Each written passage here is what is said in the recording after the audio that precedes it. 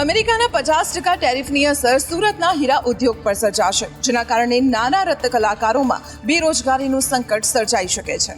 આજથી એટલે કે 27 ઓગસ્ટથી ભારત પર 50% ટેરિફ લાગુ થઈ ગયું છે। 50% ટેરિફને કારણે અમેરિકામાં વેચાતી ભારતીય પ્રોડક્ટ્સ મોંઘી થશે। આ ટેરિફની અસર સુરતના ડાયમંડ ઉદ્યોગ પર પડી છે।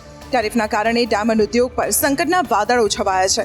નાના રત્ન કલાકારોમાં બેરોજગારીનું સંકટ ઊભું થયું છે। રત્ન કલાકારોમાં નેગેટિવ ઇફેક્ટ ઊભી થશે તેવું હીરા ઉદ્યોગ સાથે જોડાયેલા આગેવાનોનું માનવું છે। જે પ્રમાણે આજથી 50% ટેરિફનું અમલીકરણ ચાલુ થઈ ગયું છે, જે પ્રમાણે અમલીકરણ સ્ટાર્ટ થઈ ગયું છે, એના કારણે રત્ન કલાકારોની ખૂબ મોટી ઇફેક્ટ ઊભી થવાની છે। અને સાથે સાથે એની સાથે જોડેલા બ્રોકર હોય, નાના વેપારીઓ હોય કે કરિયાણાવાળા હોય, દૂધવાળા, તમામ લોકોને નેગેટિવ ઇમ્પેક્ટ આના કારણે ચોક્કસ ઊભી થવાની છે। સુરતમાં હીરામાં મંદીના કારણે રત્ન કલાકારો હવે ગેરકાયદેસર ધંધાના રવાડે ચડ્યા છે। હીરામાં નોકરી છૂટી જતા રત્ન કલાકાર અફીણનો વેપારી બની ગયો। સુરતના પૂણા પોલીસે એક શખ્સની અફીણ સાથે ધરપકડ કરી છે। આરોપી ભેરારામ બિશ્નોઈ વરાછા વિસ્તારના ગીતાનગર સોસાયટીના નાકે અફીણ વેચવા ઊભો હતો, ત્યારે પોલીસે બાતમીના આધારે તેને ઝડપી પાડ્યો હતો। આરોપી પાસેથી 53,400 રૂપિયાનું 178 ગ્રામ અફીણ જપ્ત કરાયું છે। પોલીસની પૂછપરછમાં ખુલાસો થયો છે કે આરોપી ભેરારામ બિશ્નોઈ પહેલા રત્ન કલાકાર હતો। હીરા ઉદ્યોગમાં મંદીને લઈ હીરામાં નોકરી છૂટી ગઈ હતી, જેના કારણે ઘરનું ગુજરાન ચલાવવા અફીણ વેચવાનો ધંધો શરૂ કર્યો હતો।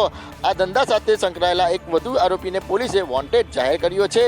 હાલ તો પૂણા પોલીસે આ રત્ન કલાકારની વધુ તપાસ હાથ ધરી છે કે તે અફીણનો જથ્થો ક્યાંથી લાવતો હતો, સુરતમાં કોને વેચતો હતો અને તેની સાથે અન્ય કોણ સંડવાયેલું છે।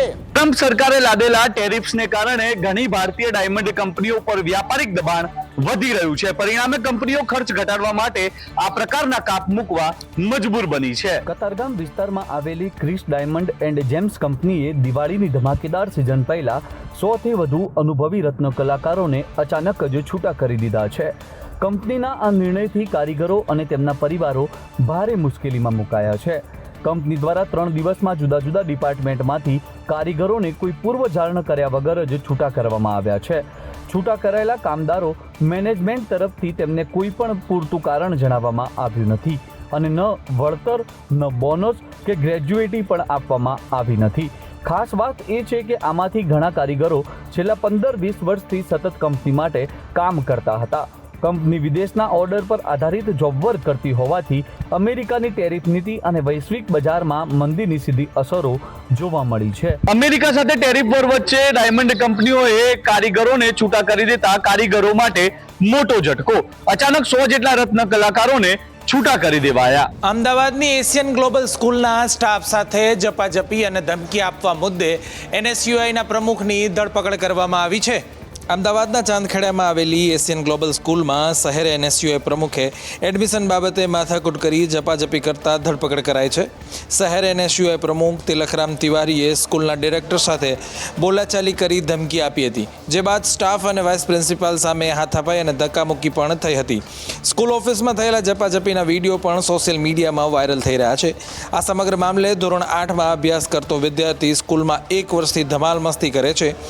વાલીઓને જાણ કરાઈ તેમ છતાં વિદ્યાર્થી સુધરતો નહીં, જેથી શાળાએ LC આપીને એડમિશન રદ કર્યું હતું, જેને લઈને NSUI પ્રમુખે બબાલ કરી હતી। પોલીસે NSUI પ્રમુખ તિલકરામ તિવારી સહિત 4 લોકો સામે પોલીસ ફરિયાદ નોંધી છે, તો અન્ય 3 ફરાર લોકોને પોલીસ શોધી રહી છે। રાજકોટ સિવિલ હોસ્પિટલ એટલે વિવાદનું બીજું ઘર। એક તરફ ચોમાસાની અંદર રોગચાળો વકર્યો છે, તો બીજી તરફ વોર્ડની બહાર તાળું મારીને ડોક્ટરો રજા ઉપર ઉતરી ગયા છે। રાજકોટ સિવિલ હોસ્પિટલ સુવિધાઓના અભાવને લઈને અનેક વખત વિવાદોમાં આવે છે, તેમ છતાં સૌરાષ્ટ્રભરમાંથી મધ્યમ વર્ગીય લોકો સારવાર માટે અહીંયા આવતા હોય છે, જેથી ગામડાઓમાંથી દર્દીઓ પણ મોટા પ્રમાણમાં સારવાર માટે અહીંયા આવે છે।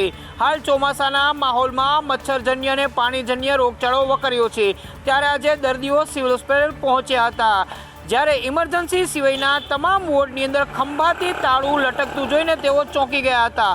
દર્દીઓ અને તેમના પરિવારજનોને ધર્મનો ધક્કો થયો હતો। બહાર ગામથી આવતા લોકો પરેશાન થયા હતા। જ્યારે સંચાલકોને પૂછવામાં આવ્યું ત્યારે ગણેશ ચતુર્થીની રજાઓનું કારણ ધરવામાં આવ્યું હતું। નિયમ મુજબ જો રજા રાખવાની જ હોય તો જાહેર માધ્યમો મારફતે લોકોને જાણ કરવાની હોય છે. બીજી તરફ સિવિલ હોસ્પિટલનું તંત્ર મનમાની કરતું હોય તેવું અત્યારે લાગી રહ્યું છે.